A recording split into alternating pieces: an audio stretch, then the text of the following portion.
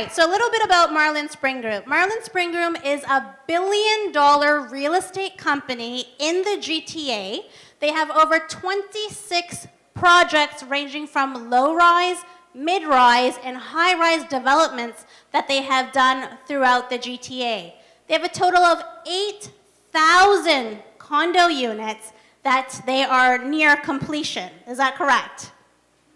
So we are very excited to have him here today. We are absolutely honored, and we have the founder, Mr. Ben from Marlin Spring, here with us here today. If we can get a round of applause for Ben. Thank you. Thank you. We've got the CEO of Marlin Spring, Mr. Pedro, here with us today. Thank you so much, Pedro. And we have the CMSO, which is Chief Marketing and Sales Officer, here today with us from Marlin Spring, Mrs. Aaron. Thank you so much for being here. All right, so shall we get started? Let's do it. All right. So Ben, I'm going to start with you today. So as the founder of Marlin Spring, tell us a little bit about your background and how you thought to get into development and how it kind of all started. Yeah, sure. So I'm an accountant by profession. I went to school as a CPA, which is accounting. Started working for Lantera Developments. Was executive vice president for about 10 years. Subsequently, wanted to branch out of a single type of product for a variety of reasons, which we could talk about either online here or offline. It was generally to be able to ensure an alignment with our investors and those that are contemplating buying, where it's not always the right thing to buy downtown. It's not always the right time to buy low-rise townhomes. It's different. And we wanted to ensure that if we get up and say we think that it's a good time to buy, that we could back it up, and you wouldn't say, well, if you don't sell it, what are you guys going to do? So we found the concept of a single entity developer only concentrating on a single build form as potential for misalignment with our investors, which was something that was very, very important to not be in that position. Wow, so how exactly did you go from accounting to development, though? Yeah, so I was the third employee at Lantera, and had the privilege of making a ton of mistakes along the way, starting each of the divisions. Ultimately, I ended up in the construction division. So I got a different type of viewpoint than a lot of other developers, which are, focused on a lot of the glamour component of the sales. And I had a very good experience in being able to understand the costs that go into it, and really appreciated the points that you made of how the costs are fixed. You said $100 a foot in Miami.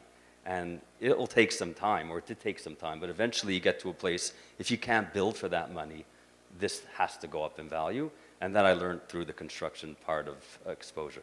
That's absolutely great. And being in the accounting field, right, you're exposed to the cost of construction every day, and you can see where the deficiencies are, where you can possibly add more value. So that's absolutely fantastic. So tell us about how you thought of starting Marlin Spring and what makes Marlin Spring so different, and what was your vision behind Marlin Spring? Yeah, so I was working with another individual at Lantera at the time. We decided to be able to get a more full service type of development company to ensure this alignment. Our focus was being able to be an institutional quality, which was at the time, and perhaps we feel even today, lacking in the market. Part of what we didn't touch on, and I don't know if some are exposed to it, was you get into a project, it's only good if they actually could complete the project. And Absolutely. some might be exposed, and we were really focused on getting institutional quality, where if you give it to us, can't guarantee a return, but we could guarantee that we're going to do the best that we could. We got that through scale. We got it through partners that are literally the top tier partners in the city. Maybe in Canada, well-known names, institutions, really, really high net worth, and Puja, you probably know some of them, and frankly, being able to be with you and with that type of background that you've given, it's a privilege, and we're here because we have the scale, and we're here. We look at everyone as investors. We don't have one project to sell to get in and get out. We have thousands upon thousands, maybe the largest developer, and that gives us an edge. We brought our interior design in-house. We brought our architecture in-house. we're continuing to bring items in-house that we could bring down the cost to allow us to provide the best value to everybody. And you know what? What I feel makes you very different, and we have personally actually invested in 2 of your projects, is as a builder, Marlin Spring really believes in value, and they seek out value-based land areas. So they don't just buy projects anywhere. They pick and choose areas that are going to grow in the next 5 to 10 years, right? So I find that's fantastic of what you do. You're not always doing downtown Toronto projects, or you're not always doing the central projects. You're doing the outskirts sometimes, that areas where they're kind of like diamonds in the rough, right? People don't know about them, but they're going to appreciate, they're going to do well. Yeah, and I think we're really focused, and it's a great point, on building the correct build form in the correct place. So sometimes we'll find, and I don't want to talk about other individual projects, but super high-rise building in what's clearly the wrong place for it. Because the cost to build, the brick doesn't know if it's in downtown or if it's in Barrie or if it's in Kitchener or whatever it might be. The cost to construct is such a massive part. The interest rates apply across the board. And that part of it's finding great projects. We have a fantastic team. We've never once not been able to hit our targets on yield in terms of units, which may not sound important because you're only buying at the point in time that we got the approval. But what it does give is the security that we're not going to mess up on a different project, and next thing you know, this project doesn't get completed. So I think that's a massive part of today. Coming in with increased construction costs, people will throw deals that the deal is only worth something if you end up with a unit at the end, and that's fantastically important, and really proud of what we've done and what the team has done. That's fantastic. All right, we'll bring the question on to you, Mr. Pedro. Tell us a little bit about how you started your real estate career and how you got into Marlin Spring. Thank you. Thank you for giving me this opportunity. You can call me Pedro. Okay. Mr. Pedro sounds Sounds good. No matter what. That's fine. Yeah, so thank you. Similar to you, Puja, my family was always in real estate, but more on the trade side. So I'm a planner by education. I went to then Ryerson University, now Toronto Metropolitan University for urban and regional planning. I started my career, unfortunately, at the time when I started my career, there weren't a lot of jobs. So I had to be creative. I started working for a councillor's office in the city of Toronto. I was lucky enough to get that opportunity. I started volunteering. Gave me an opportunity to very early in my career understand how municipalities work, how politics work, and how directly and indirectly affect our business, the land development business. I started by doing some constituency work, and then got into actually reviewing development applications and being sort of the advisor to the councillor on what was happening in the ward. It was a downtown ward, so there was quite a lot of development activity already happening at the time, so it gave me a really good insight. From there, I transitioned to city planning. I started working with the city planning division in the city of Toronto, doing mostly community planning and really taking in applications that developers like myself today were submitting to get through the approval process. So also very early started to get exposed to the issues, both from a city's perspective, but also from a private developer's perspective. I was there for about 9 years, 5 of those down in the downtown office, and 4 of those in the West End, in Etobicoke, where we currently have a lot of projects. I was approached by a developer at the time that I had done quite a bit of work for as a planner, as a city planner, who approached me to see if I had any interest in actually transitioning to what we call at the time the dark side, to the private sector. And I had always wondered how the business occurred in the private sector. So I took the leap. I ended up moving to a company that a lot of you will probably know called Minto Communities. It was it was a very well, still very well respected company today. So I think the timing for me and the opportunity was right. I transitioned as a development manager, focusing mostly at the time on the approvals and on the acquisition and approval side of the business, and then transitioning to a director role that was more comprehensive, that essentially tied in the acquisition and land development approval process into the life cycle of the project. So I got to learn a lot there. In 2018, I met Ben. Ben at the time was looking for somebody with my skill with Yes. also good looks. That too, yep. On the development approval side of things, we talked for a few months. I really liked his vision. I really liked his excitement for the industry. We got along right from the beginning, and I joined in October 2018, and the rest, as they say, is history. That's amazing. Wow, tons of experience, especially with the city. We I know we've got a couple of developers in here. On a smaller scale, we know how hard it is to get those city approvals, right? Not fun at all. The red tape, I know they're making... I find it fun. I don't know. So Ben, you did an excellent choice in getting Pedro on your side, for sure. I know. That's excellent. So Pedro, tell us this. Since you're on the ground and the land development side with Marlin Spring, what are you noticing right now with the interest rates, with the inflation? Is that affecting your building side, your land development side? Like, what are the changes you're seeing at that level? Yeah, it's certainly. I mean, no surprise that at the onset of pandemic, things changed quite considerably. I think that the real estate development, the industry went into kind of a whirlwind of sorts. There was a lot of demand. Many people wanting to buy real estate, which drove both the volume of sales and what things were selling at quite considerably. That obviously resulted in a number of factors that we experienced at the time. It drove up cost to build. It drove up. There was a lot of work and not enough people to do it. There was displacement of labor, of the labor force as well. People that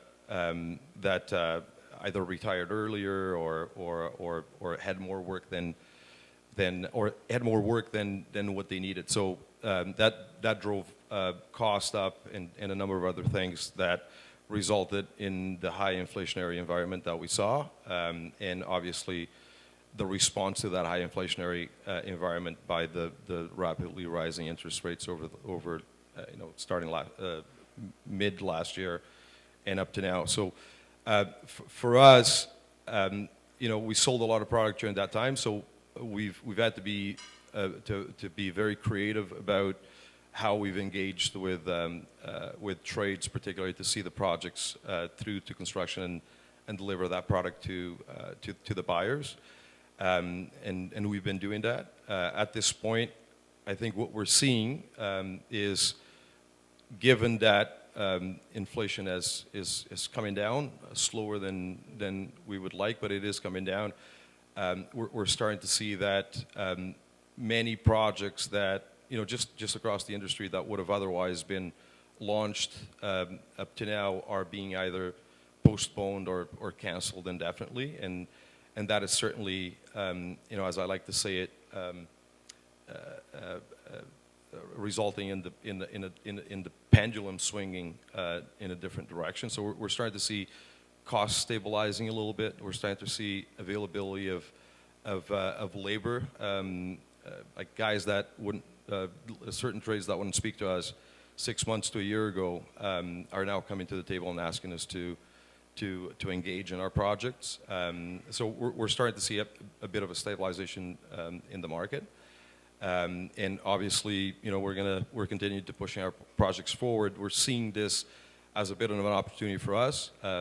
We have 4 projects that we've gone to market with, one of which we actually just started construction on. Curio will likely be starting construction on hopefully in the next 2 to 3 weeks.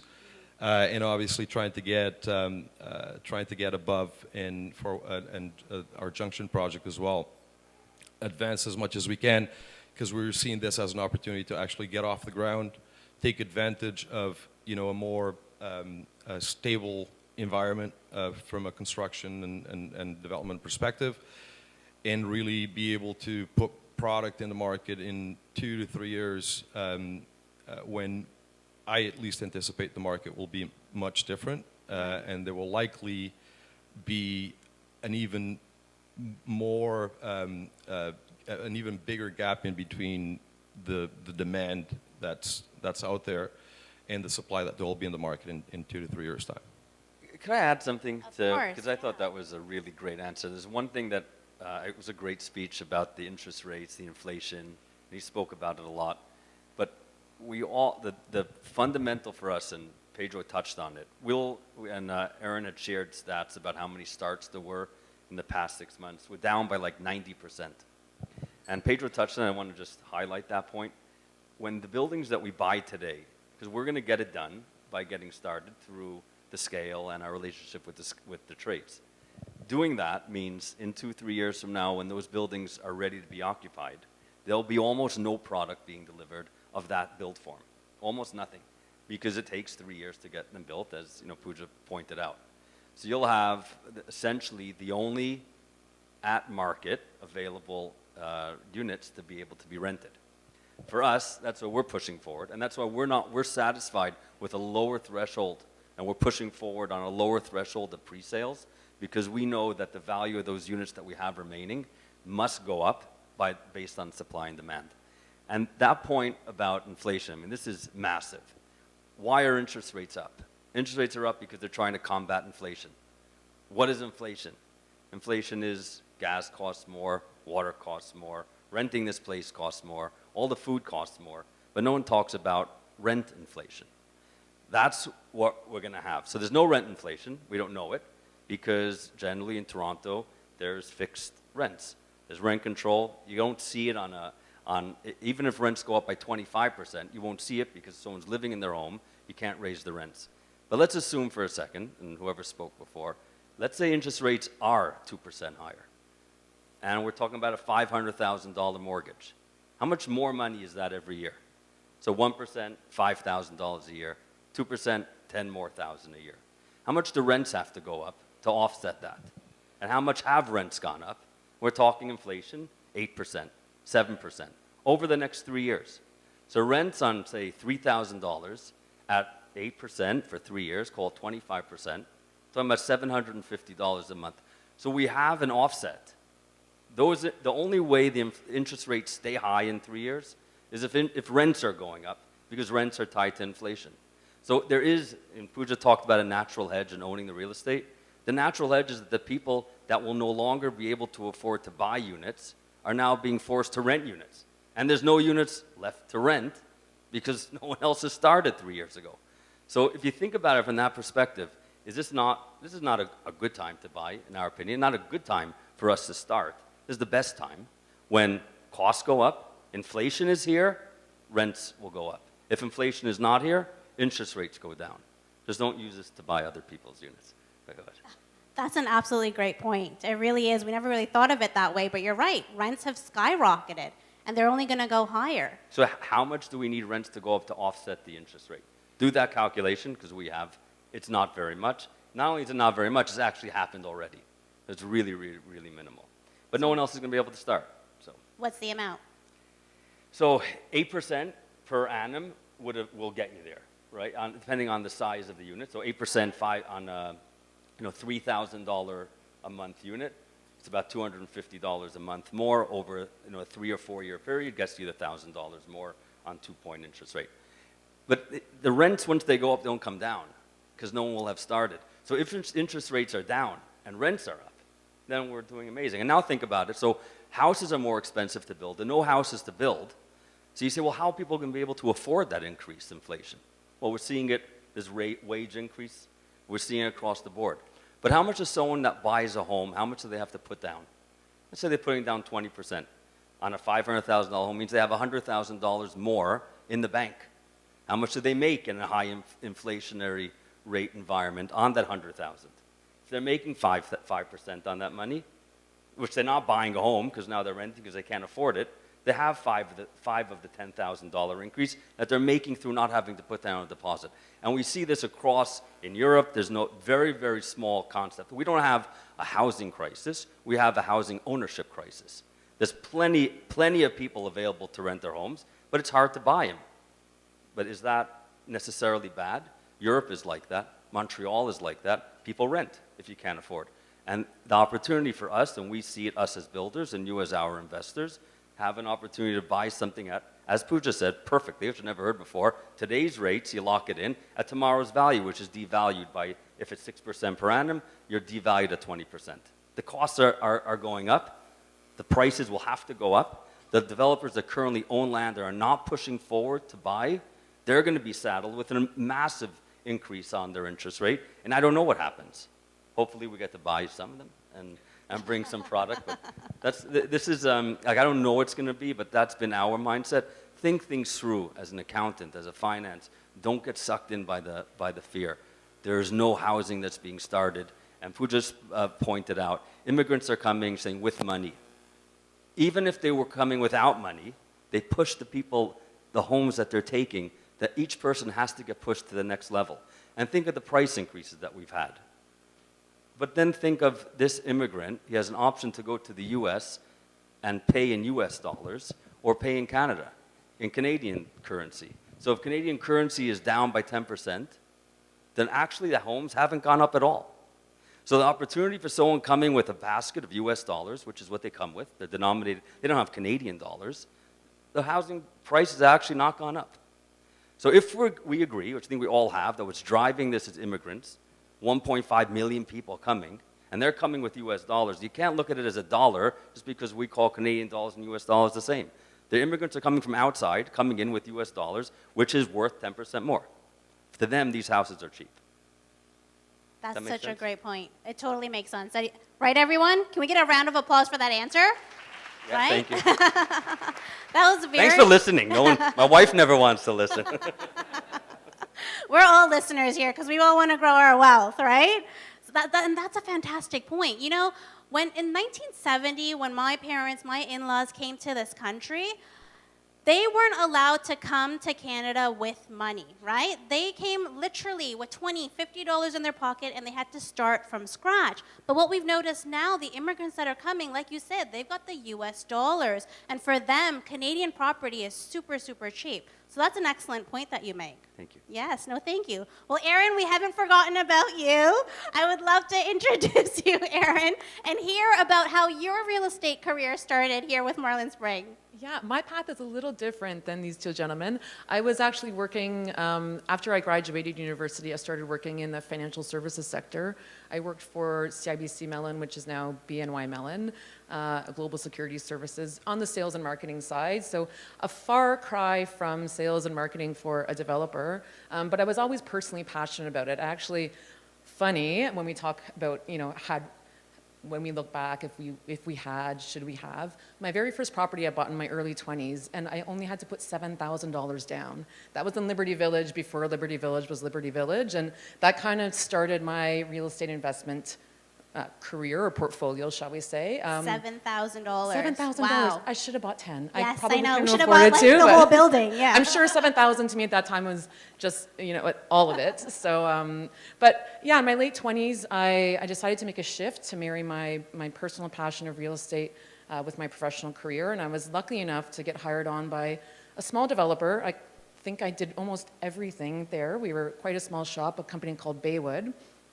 I was with them for about 3 or 4 years, and then was lucky enough to progress to a company called Remington. Remington has a long history in the real estate development industry, and was with them for 8 years, overseeing the sales and marketing division. And then I was also lucky enough to meet Ben, and really was impressed with Marlin Spring's vision, his passion for real estate, and his passion for people too. It's a wonderful company, not only from the perspective of what we do on the development, sales and marketing, construction, acquisition side, but the way that we are in terms of being a family and being a community as a developer, I feel really lucky to be part of the team. So. That's wonderful. And honestly, dealing with you guys, you can feel the family feeling, right? You guys really care about what you do. You can see it across all your projects. You can see it across what you do. So it's wonderful. Now I agree. Yeah, that's great. Well, you, Erin, being in the sales and marketing side of it, you're starting to see, well, you've been seeing all these buyers, and you're starting to see a change in the market right now.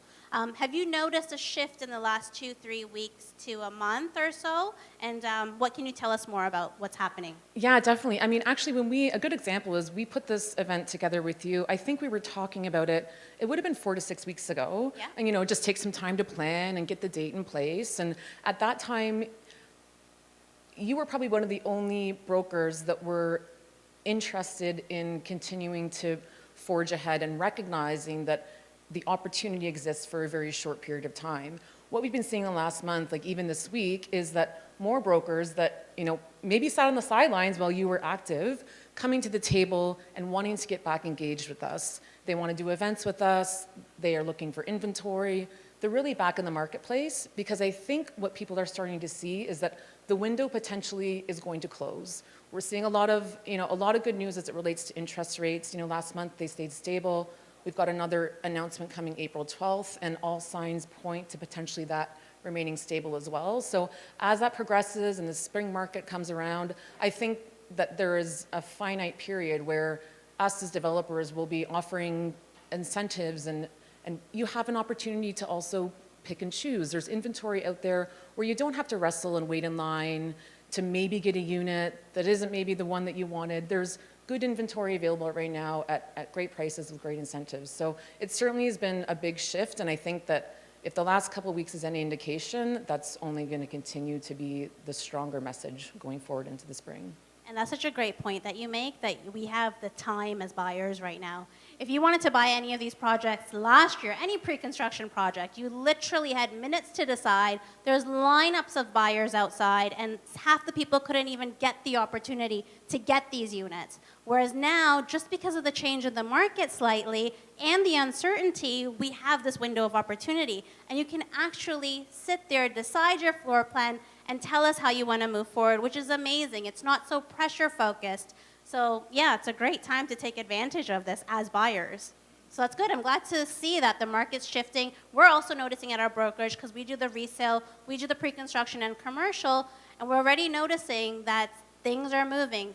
People are confident again. People want to buy again. People are starting to look again. So it's definitely positive signs out there.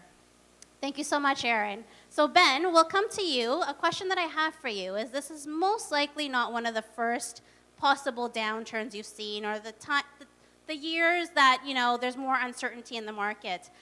What have you experienced in the past, and what can we learn from your experience? Yeah, so I was at Lantero when we built ICE, which was just ICE next to condos ICE downtown. condos. Yep. And we launched in, say, 2009. And I remember the person that was heading the division, plowed forward with getting the sales center going. And in the U.S., things were falling apart. And it felt very similar to the way COVID felt, and very similar probably the way we feel now, that it will never change again, which it does change. And we pushed forward, and we launched ICE, built a sales center, invested quite a bit of money into it, and ultimately it went away. Now, past experiences aren't necessarily indicator of how it works, but I don't know if there's any 5-year period that if someone would have bought at pre-construction prices, they wouldn't have done well. Like literally. My experience has been there hasn't been. And for us, it's always been about shoots. We will never build a rental because it never makes sense, but we always wish after we sold the building, we get to construction and we're built that, imagine if we would own this building and have all of these units. So I like, to us, it's as long as the fundamentals are there, which means the costs exceed what you're buying it for, and you're at line, then it doesn't, these things tend to go away. Interest rates are not, it's the interest rates today that's causing it, and the interest rates are not above a driving cost associated with home ownership, which drives rents. Right, so for 2023, 2024, what would you say your outlook is? I know you've Yeah, kind of gone we're- over it. Look, we are pushing forward. We're putting our money, just like you said, you are, and you and your family, we've been very, very, very similar.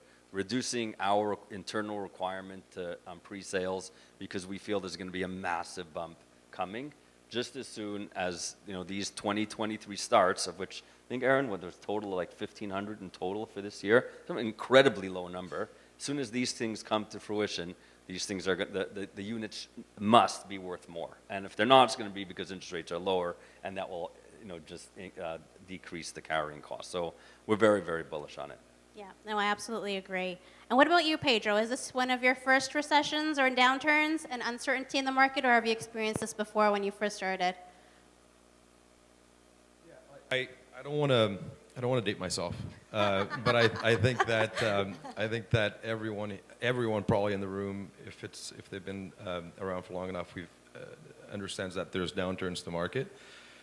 The market is cyclical. It's just the way it is. I think there's a couple of things that we know, particularly for the Toronto GTA market, and I think you've touched upon that earlier on your great presentation, which is the fact that people want to be here. People from around the world want to be here. The government, Canadian government, the Ontario government have very, very aggressive plans to continue to allow immigration to flow into our country, which we desperately need for many other reasons, including, you know, replenish the supply of labor that we've lost and that continues to retire, and to continue to grow the economy. So I think that you know, just that alone, I think will continue to make our market resilient and strong. People at the end of the day need a place to live, and that's our business. I think that the market, on top of that, on top of all the immigration that's coming to Canada and to markets like Toronto and GTA, I think that there's been a chronic undersupply already that's been dragging for the past few years. You know, and I think you asked earlier, I think the market needs about 50,000 homes or so to continue to meet the demand, and I think chronically been undersupply under that number for quite a number of years. I think this year is probably the year that's going to get very close to that number, but then it's going to, based on the amount of sales and amount of projects that we've seen launched to the market over the last few months, that's just going to get worse.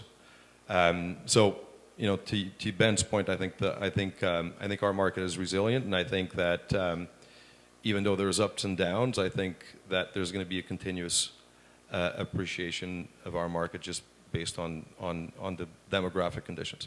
Yeah, no, I definitely agree. And we have experience from both the US and Canada, right? And I can tell you, like, from our experience from back in 2009, I was always wondering, why is our Canadian market so different? Because we were telling investors, okay, the downturn's going to come here, buy in Florida, but it never really did. And what makes it so different, just like Ben and Pedro both said, is our immigration. We are so different in that respect. And the city of Toronto, as well as Ontario as a whole, has made it a mandate to build enough homes for these immigrants. And we are nowhere near the number that they need. So prices are naturally going to keep appreciating. Properties are going to keep doing well. And again, a great time to be looking into real estate investment. So now I'm going to change the topic a little bit and get into your personal real estate investments. So I want to ask personally, as we're all here to build wealth, we want to know what to invest in. It's not just real estate, right? There's alternative investments. There's a stock market. There's a crypto market. There's businesses you can invest in, and then there's real estate. So let's find out from these experienced people at the front what they're personally investing in and why. So Ben, we'll start off with you. Yeah, so I like real estate. I'm not smart enough to know the other stuff. I focus on real estate hinged businesses. So Marlin has 4 different divisions. They're different, but they're all act as hedges. And all have real estate. So our largest division by far is the development and construction business, which Pedro is CEO and Aaron is Chief Marketing and Sales. We also have a business that buys existing apartments. So that philosophy was based on replacement cost. We own about 5,000 apartments, half in the U.S., half in Canada, mostly in Quebec. Bought them at, we pay sub $200 a foot was the target, just simply knowing how much it costs us to build, and we'll buy it at a place where we could sell it for about 20% less than what it would cost to build. So in that sense, money where our mouth is, we believe in replacement cost metrics 1,000%. So we fix them up and hopefully stabilize them and either refinance or sell. And did you build these apartments, or No. are they apartment buildings you bought? Yeah, no, so all of the ones that we believe we buy to sell, like we'll buy, we build to sell and we buy to own. So the stuff that we buy is like, why should I choose? I don't believe I could build a building in the 1960s better, but this is exactly the point that we spoke about. There are times that you could buy a 1960s building at 1960 prices, $150 a foot. And in that instance, particularly in Montreal, with a super strong rental market, which I think we're getting here, it made sense for us to buy those. So real estate, for sure, driven, not building, but looking at value creation, which fits with us. And lastly, we do very similar approach. We buy older seniors properties. We have about 15 of those, 15 homes, predominantly in Ontario, Toronto, Ottawa, and 2 in Quebec, where we are buying older, dated homes in the 80s and 90s type, which follows a demographic of when people came, when they got old. The apartments were built in the 60s, the seniors were built in the 90s, and now those are ripe for value add. So for us, it's I would love to say that I'm invested in other things. I'm not. I love real estate because of the enduring nature of what it is. If you buy it, you have the brick, it's there. If inflation, your brick is just worth more, and you're staring at this value. And from lastly, another point that you touched on, which I'm so happy I came just to hear you speak it, I feel like I'm that much better. Leverage is so important. And in other businesses, you can't leverage what you buy. But here, you could own 100% of what you own for 10 or 5 or 20% down. And out of all the real estate, the most highly leveraged that you could leverage is residential. So here you have a bank, the strongest financial institutions, and sometimes CMHC, like you touched on, at 5% saying, we believe in the value of homes. We believe that you with 20% give us enough risk mitigation to lend you the rest of the money. So your control, instead of controlling a business at $1, you're controlling $1 for 20, 10, 5, 10, or 15 or 20 cents. Pre-construction, even more so, you're tying it up at 5%. A year later, you're putting down a bit more and a bit more. But the leverage component to real estate is off the charts, and namely because it's actually a very safe investment. Leverage is such a great point you make, because in any other investment that's out there, say you put $100 in any other alternative investment, you can only grow that $100. Whereas in real estate, right when you add leverage to the mix, your $100, let's say, becomes worth $1,000, and now you're making appreciation on that $1,000, And right? now think about needing money. You need to get it out. In other businesses, it's much harder to, if you need money, to take it out, to realize the value. In real estate, if you need the money 5 years and it has an increased value, you go to the bank, you take money out, and you could use that to fund other investments that you might want to do, or other personal choices that you might want to have.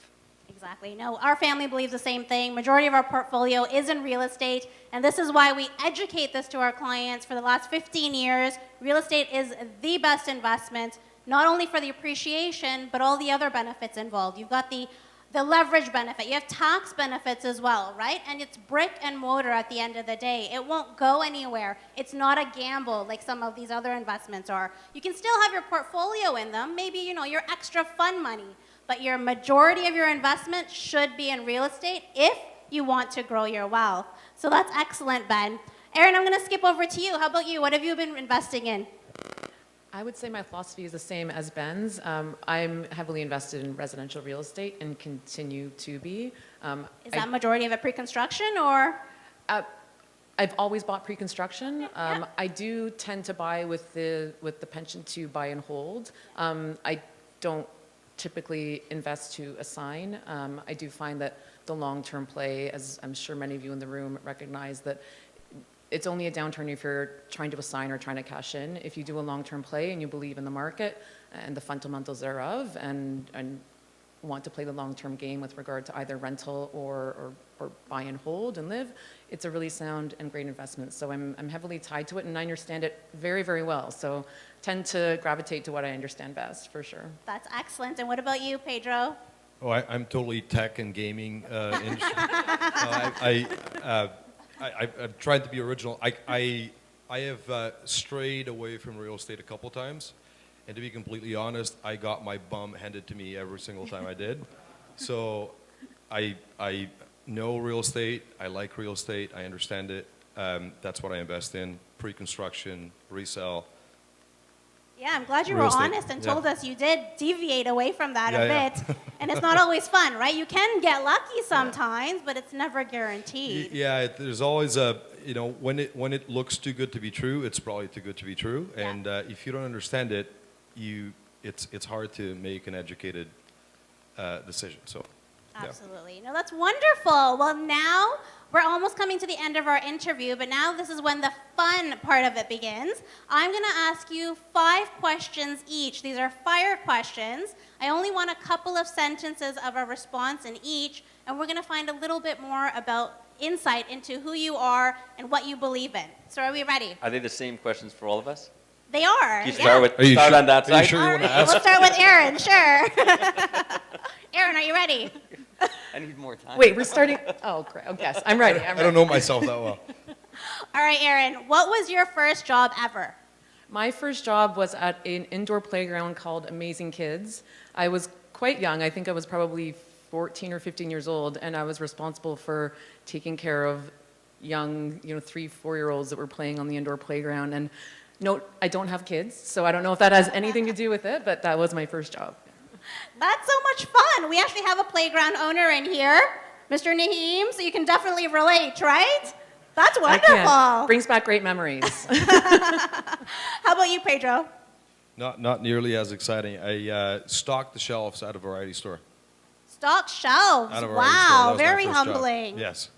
And was that for a company or was it for the variety store? For a corner store. Okay, you know what? I'm trying to make it exciting, but it was not. I didn't even get a deal on food or anything else.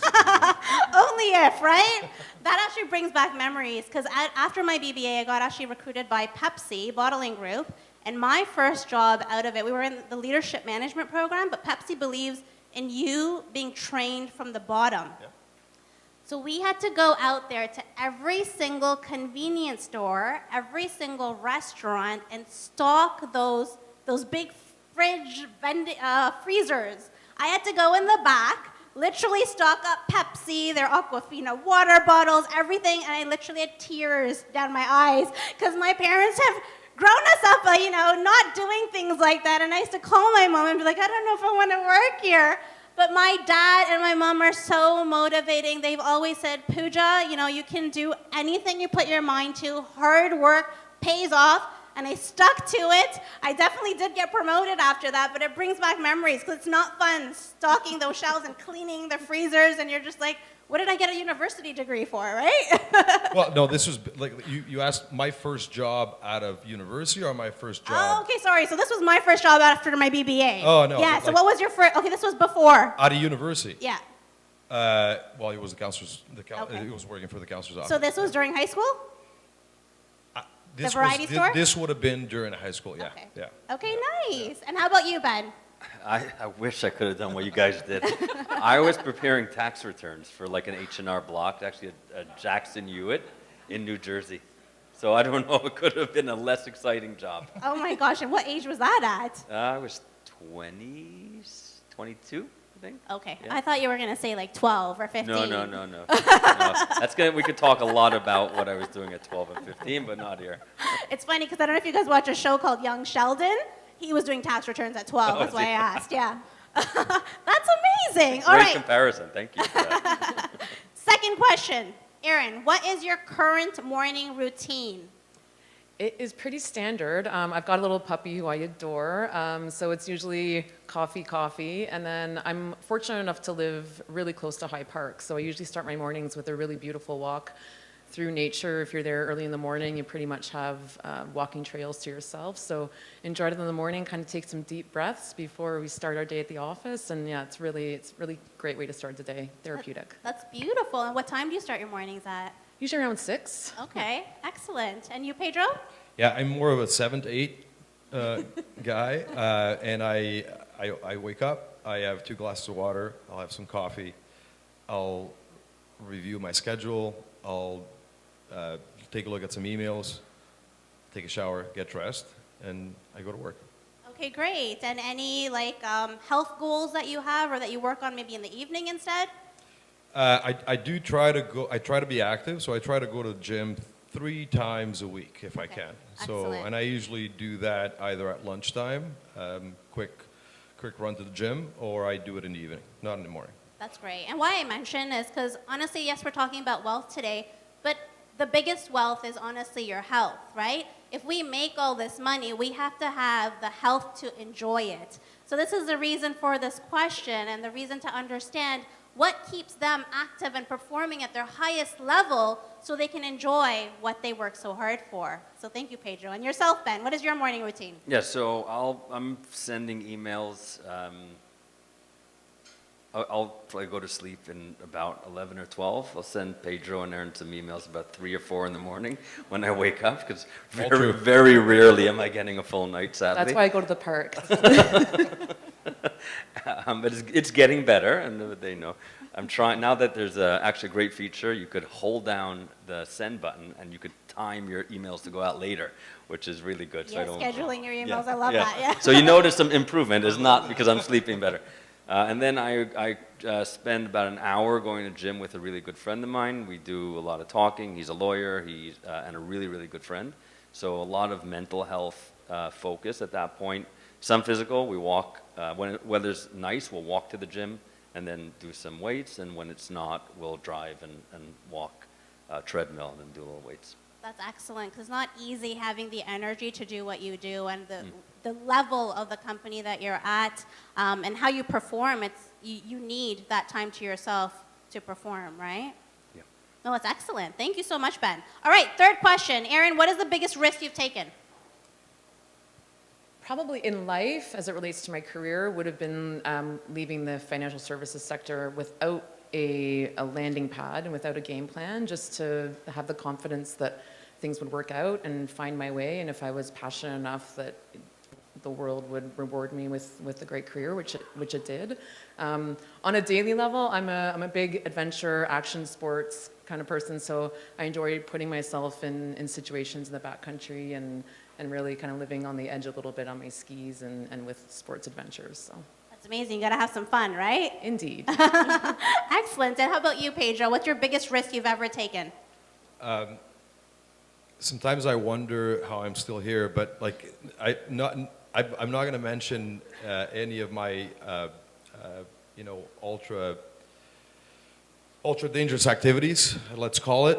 But I don't know. I think the biggest decision that I made that took me quite a bit to make and to follow through was actually leaving the city, leaving the comfort of a public job and going out into the real world. So that would be probably the toughest decision I made. Not easy. Career and decisions. I thank yeah. God every day that I made it. Yeah.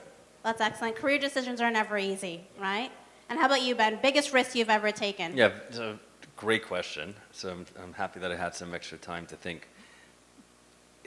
I was going to go with that, like leaving the business because it was a family business, but really, something really personal. It was having my 5th kid. Wow, 5 children. Yeah. So big risk. And I was just speaking about it with a friend of mine recently. The concept of, as you get older, the risks associated with having children, what it does to people's lives, the impact personal business. And now my son is 7. Actually going to the Leafs game tonight. If anyone's going to be there, I will be there with him. And it was a really good decision. 5 children. I don't know how you do it. And you manage Marlin Spring. I don't. Can we get I don't manage it. Right, right. I have really great partners that do. But but can we get a round of applause for Ben? Thank you. Excellent. I love that. All right, last two questions. Aaron, what is the one quote or saying that you live by? It's one that my father used to always say, and it's if you're not falling, you're not trying. And it used to be about sport and in relation to activity, but the older I get and the more I'm in the professional world, I think it also relates to the risks that we take and the decisions that we make in business as well. So definitely take risks, and I think that's a great I really like word that. to live by. Yeah. And yourself, Pedro? I don't live by quotes, but there's one specifically that got me that I keep on my screensaver, which is Yeah. when you can't control what's happening, challenge yourself to control the way you respond to what's happening. And that's where the power is. That's very true. It's good for my anxiety. Yeah, yeah. And it's the way you handle the situation, right? No matter what the situation is. That's great. And yourself, Ben? Yeah, so it's about, I don't have a quote, but it's something that I live with. It's don't really, could I answer a little bit more than one sentence? Of course, Okay, thank yeah. you. When I started, I used to think if someone would tell me something that I shouldn't do something, I would listen, not do it, and be thankful that they told me not to do it, because they helped me avoid an error. As I got, more progressed, I would be questioning when they say don't do something. I wouldn't do it, but I'd be like, I don't know if that was the right decision. And I got further, and I still wouldn't do it when they tell me not to do it, but it was, I think I should have done it. I shouldn't have listened. I got to a place now that if other people aren't saying not to do it, I know that it's a really bad idea, because everyone else would have done it. So to me, it's challenging when other people are saying. It's really not about listening. It's if someone else isn't telling you that it's a problem, then it's probably a problem. So listen, it's thinking on our own, not just listening to others. And it's very apropos for this discussion about all the hype and all the media and everyone's talking. It's meaningless to anyone else that's talking. They have no idea what our needs are, what our things. Challenge the status quo. Always challenge the status quo. I really like that. And it's true, you go by what your gut says, right? Over what everyone else is saying. That's excellent. Now, a great quote to end it off with. Now the last question, very kind of similar, but what is the best piece of life advice you can give to the next generation or our investors here in the room? Pedro? I need a second. I thought about this. Stay true to yourself, irrespective of what that means. Be honest. Be humble. Work your bum off while you can. Love it. Hard work always pays off, right? And being humble at the same time. Aaron, ready? I am. I think mine would be to say yes to opportunity, even if it scares you. There's a lot of things that I think people avoid doing in life because there's a fear associated with it. But with, anything that's worthwhile usually comes with some sort of anxiety or fear or sleepless nights. And I'd say, try it, be adventurous, take risks. You only live once. Right? And we got to make the most out of this life that we can. So, love that. And yourself, Ben? Yeah, so something that, you touched on, Aaron touched on, about how we ran Marlin Spring, how we founded it. There's this thought in the world that we need to be cutthroat, and we need to outsmart people, and we need to be ruthless in order to be successful in business. We've challenged that. We don't have that in our company, not with our partners, not with our investors, not with our trades. I would say to the younger generation and to myself and to my children that you could be kind in business, and actually nice guys don't finish last. Actually doing quite well, and really proud of how we've done it with our name that we've developed in the company, with partners that I have today, with the team that we have, with the investors. It's way better being kind. Kindness, you can't beat that, right? And that's definitely the way to go and the best way to end this little interview that we have going on here. Thank you so much, Ben, Pedro, and Aaron. Can we give a big round of applause for Marlin Spring? If we can get a quick picture, and then we have a small token of appreciation for you as well. Well, thank you so much. This is wonderful.